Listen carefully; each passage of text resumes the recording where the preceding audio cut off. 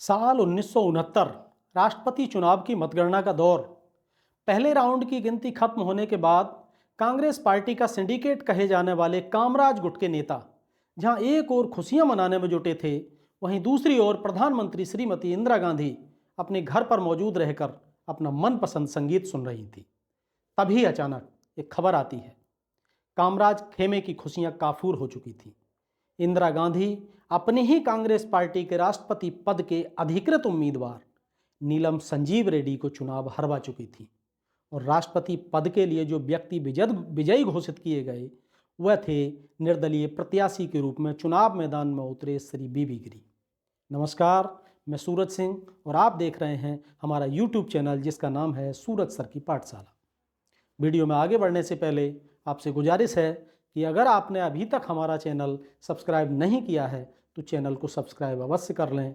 आपके ऐसा करने से हमें ऐसे ही शोधपरक वीडियो बनाने का हौसला और प्रेरणा मिलती रहती है।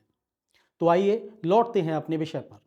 हम बात कर रहे हैं साल 1969 में हुए दिलचस्प राष्ट्रपति चुनाव की, जिसमें पर्दे के पीछे से सारी चालें चलते हुए प्रधानमंत्री इंदिरा गांधी ने अपनी ही पार्टी यानी कांग्रेस के अधिकृत उम्मीदवार नीलम संजीव रेड्डी के खिलाफ बीबी गिरी का समर्थन करके उन्हें राष्ट्रपति बनाने में कामयाबी हासिल करते हुए अपने अघोषित विरोधियों और सिंडिकेट कहे जाने वाले कांग्रेस पार्टी के बुजुर्ग नेताओं के गुट को अपनी चतुर चाल से चारों खाने चित कर दिया था। इस घटनाक्रम को पूरी तरह से समझने के लिए हमें इतिहास के पन्नों को पलटते हुए कुछ पीछे जाना होगा। साल 1964 के मई महीने की 27 तारीख की शुभ है। देश के पहले प्रधानमंत्री श्री जवाहरलाल नेहरू की मृत्यु हो चुकी थी, जिसका समाचार ऑल इंडिया रेडियो के दोपहर 2 बजे के समाचार बुलेटिन में प्रसारित किया गया।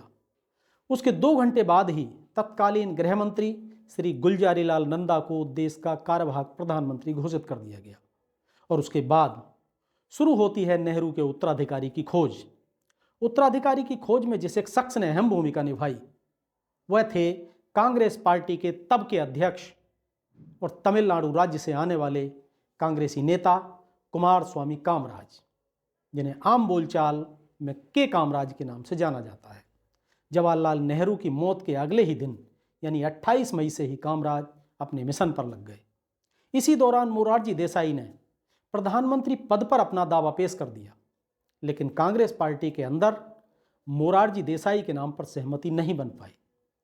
पार्टी के अधिकतर लोगों को देसाई के कामकाज के आक्रामक तरीके और मनमर्जी से फैसले लेने को लेकर आपत्ति थी। ऐसे में पार्टी में प्रधानमंत्री बनाने को लेकर जिस एक नेता के नाम पर सहमति बनी वह थे लाल बहादुर शास्त्री। इस तरह नेहरू के बाद लाल बहादुर शास्त्री ने देश के दूसरे प्रधानमंत्री के रूप में पदभार संभाला। शास्त्री जी के नेतृत्व में बनने वाली सरकार में जवाहरलाल नेहरू की बेटी इंदिरा गांधी को सूचना और प्रसारण मंत्री बनाया गया।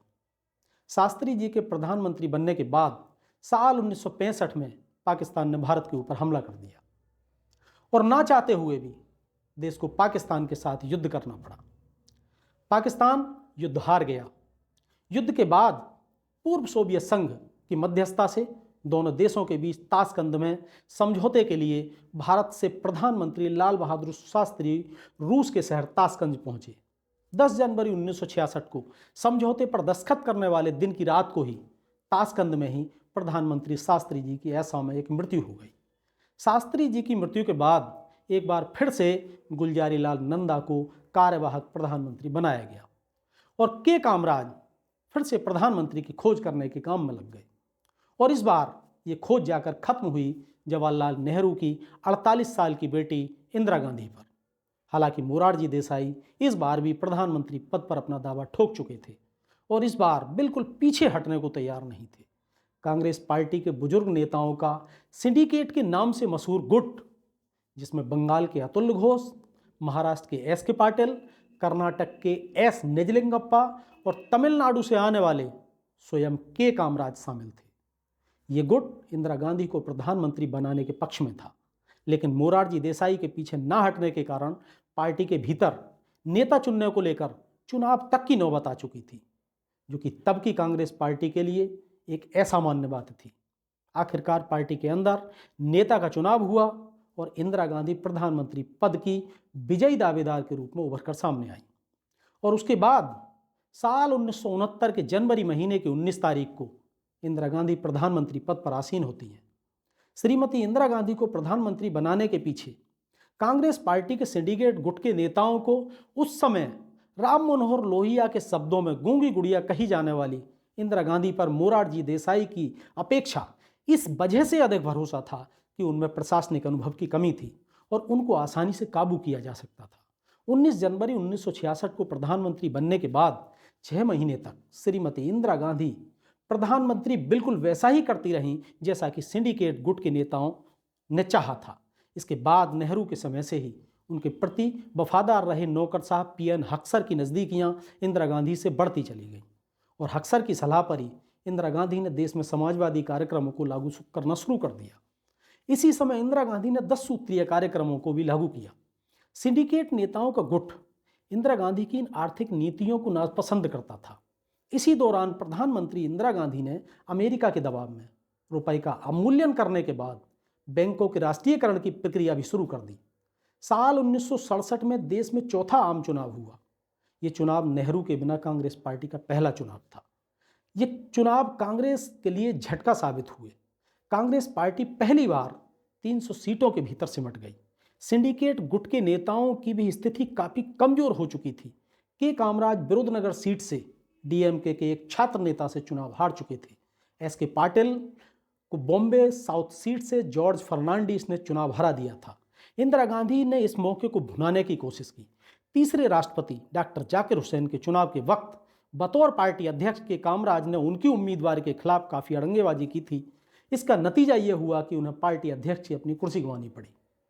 उनकी जगह पर संतुलन बनाने के लिहाज से एस निजलिंगप्पा को कांग्रेस पार्टी का नया अध्यक्ष बनाया गया, जो सिंडिकेट के ही धड़े के दूसरे बड़े नेता थे। कहने को तो पार्टी की कमान निजलिंगप्पा के हाथ में थी, लेकिन पार्टी अब भी कामराज ही चला रहे थे। 1967 के आम चुनाव के परिणाम आने के बाद एक बार फिर से मोरारजी देसाई ने प्रधानमंत्री बनने का अपना दावा ठोक दिया, लेकिन वह प्रधानमंत्री नहीं बन पाए।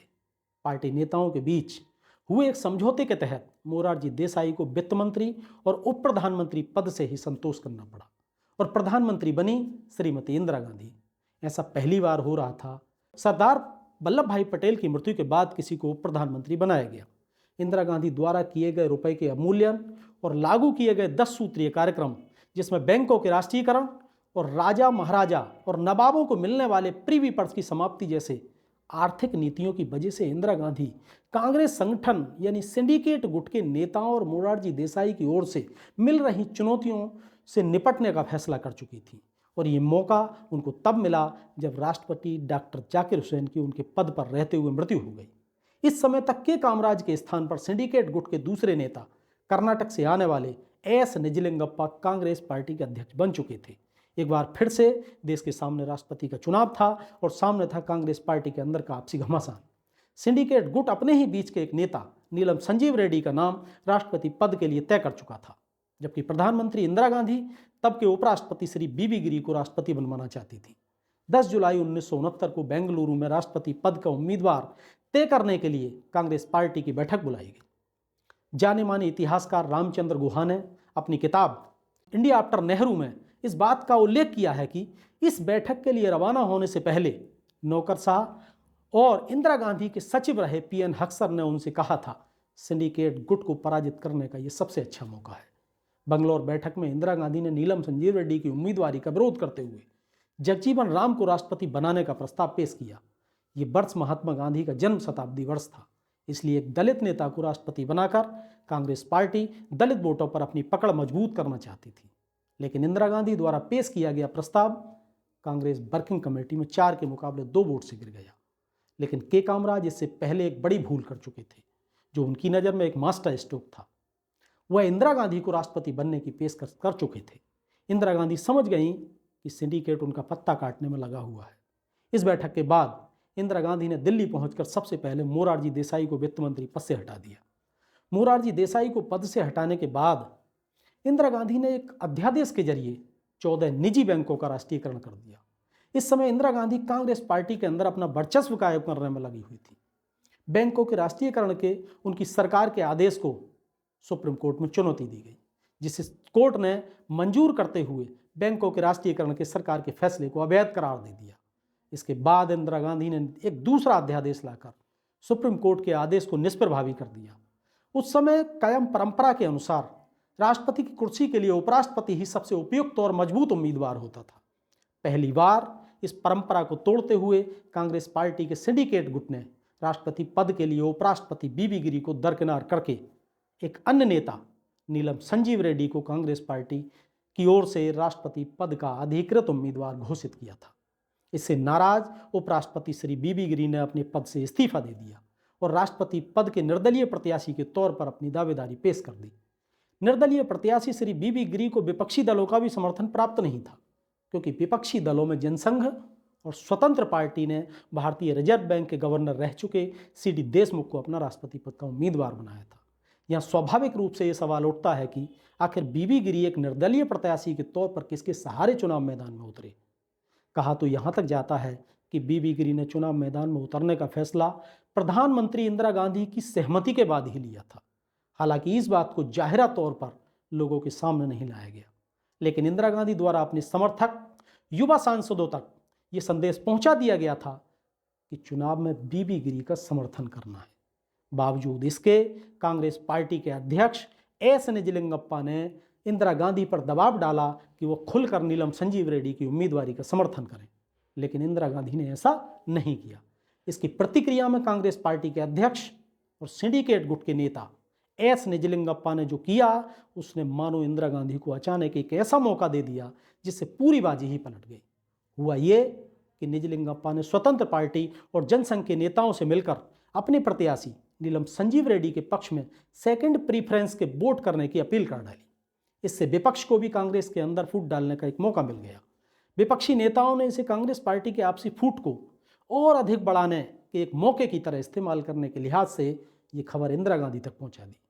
निजलिंगप्पा के इस कदम को श्रीमती गांधी के खेमे ने अपने हित में इस्तेमाल करते हुए ये प्रचारित करना शुरू कर दिया कि निजलिंगप्पा विपक्षी पार्टियों से हाथ मिला रहे हैं। इंदिरा गांधी ने इस मुद्दे पर अखिल भारतीय कांग्रेस कमेटी की बैठक बुलाने की मांग की, जिसे नकार दिया गया। राष्ट्रपति चुनाव 20 अगस्त 1969 को होने वाला था। इसके ठीक 4 दिन पहले इंदिरा गांधी इस मुद्दे पर बयान देने सामने आती हैं। उन्होंने पार्टी सांसदों और विधायकों से राष्ट्रपति चुनाव में अपनी अंतरात्मा की आवाज़ पर वोट देने की अपील की। उनकी अपील कांग्रेस नेताओं को पार्टी संगठन के खिलाफ विद्रोह करके प्रतिद्वंदी उम्मीदवार को समर्थन देने का खुला संकेत था। पार्टी के युवा सांसद और विधायक इंदिरा गांधी का इशारा समझ चुके थे। कांग्रेस पार्टी के अध्यक्ष होने के नाते एस निजलिंगप्पा ने नीलम संजीव रेड्डी के पक्ष में पार्टी सांसदों के लिए व्हिप जारी कर दिया, लेकिन सदन की नेता होने के बावजूद श्रीमती इंदिरा गांधी ने ऐसा कोई व्हिप जारी नहीं किया।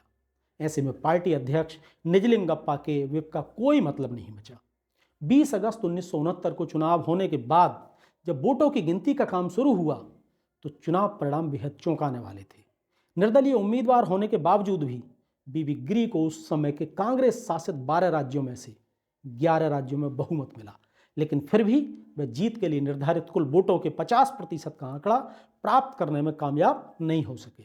हालांकि सिंडिकेट गुट के उम्मीदवार नीलम संजीव रेड्डी निर्दलीय प्रत्याशी बीबी गिरी से काफ़ी पीछे चल रहे थे। पहले राउंड की मतगणना में बीबी गिरी को जीत न मिलने की वजह से सिंडिकेट गुट में ये सोचकर खुशी का माहौल था कि जनसंघ और स्वतंत्र पार्टी के मतदाताओं ने सेकंड प्रीफरेंस का वोट नीलम संजीव रेड्डी के पक्ष में किया है, लिहाजा वे दूसरे राउंड की गिनती में आसानी से चुनाव जीत जाएंगे। जनसंघ और स्वतंत्र पार्टी ने राष्ट्रपति चुनाव में अपना उम्मीदवार सीडी देशमुख को बना रखा था। पहले राउंड की गिनती पूरी होने के बाद पुपुल जयकर, जिन्होंने इंदिरा गांधी की जीवनी लिखी है, इंदिरा गांधी के पास पहुंचती हैं तो वह अपने घर पर मौजूद अपना मनपसंद संगीत सुन रही थी। पुपुल जयकर ने व्याकुल होकर इंदिरा गांधी से पूछा कि पहले राउंड में बीबी गिरी की जीत का न होना कहीं इंदिरा गांधी की हार तो नहीं है। इस पर इंदिरा मुस्कुराई और बोली, घबराओ मत पुपुल, ये कड़ा मुकाबला है और मैं इसके लिए तैयार हूँ। आखिर वे दूसरे दौर की मतगणना खत्म होने के बाद खुश होने की वजह इंदिरा गांधी और उनके समर्थकों के पास थी। बीबी गिरी राष्ट्रपति चुनाव जीत चुके थे। इसके बाद तब के कांग्रेस अध्यक्ष एस निजलिंगप्पा और प्रधानमंत्री इंदिरा गांधी के बीच तीखे पत्राचार के आदान प्रदान के बाद आखिरकार 12 नवंबर 1969 को अनुशासनहीनता के आरोप में प्रधानमंत्री इंदिरा गांधी को कांग्रेस पार्टी से निष्कासित कर दिया गया। लेकिन तब तक पार्टी के अधिकांश सांसद इंदिरा गांधी के समर्थन में आ चुके थे। नतीजा ये हुआ कि कांग्रेस पार्टी टूटकर दो हिस्सों में बंट गई। मूल कांग्रेस यानी सिंडिकेट नेताओं के खेमे वाली कांग्रेस ओ मतलब ऑर्गेनाइजेशन कहलाई, और इंदिरा गांधी खेमे वाली कांग्रेस आर मतलब रिक्विजिनिस्ट कहलाई। मूल कांग्रेस बाद के समय में वक्त के अंधेरे में कहीं खो सी गई, और आज जो कांग्रेस पार्टी हम देखते हैं वह इंदिरा गांधी की उसी कांग्रेस का परिवर्तित रूप है।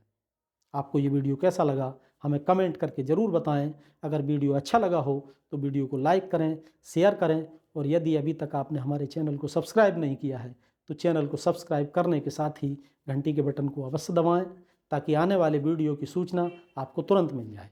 तो मिलते हैं ऐसे ही रोचक और तथ्यपरक जानकारी से भरपूर किसी ऐतिहासिक घटना के अन्य वीडियो के साथ। तब तक के लिए नमस्कार।